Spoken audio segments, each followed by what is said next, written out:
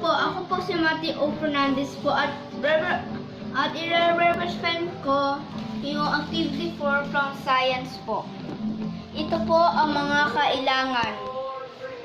Battery, light bulb, wire, lagyan na ng battery, lagyan na ng light bulb, at switcher. Ang unang gagawin po natin po ay didikit po natin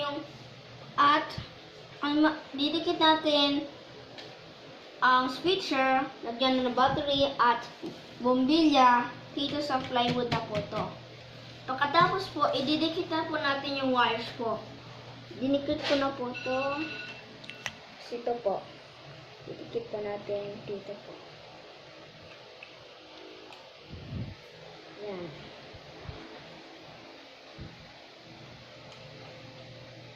Tapos po, lalagay po natin ito po.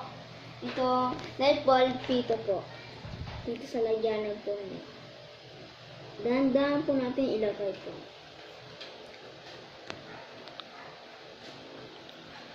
Lagyan na natin yung dalawang battery.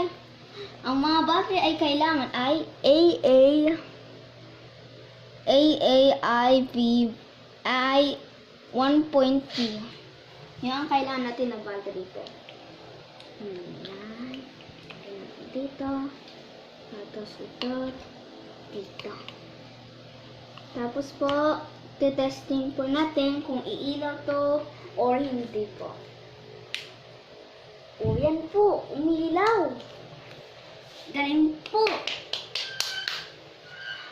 Thank you po sa watching po ito. Ang tawag po dito po ay electric circuit po. Thank you po. Bye-bye po.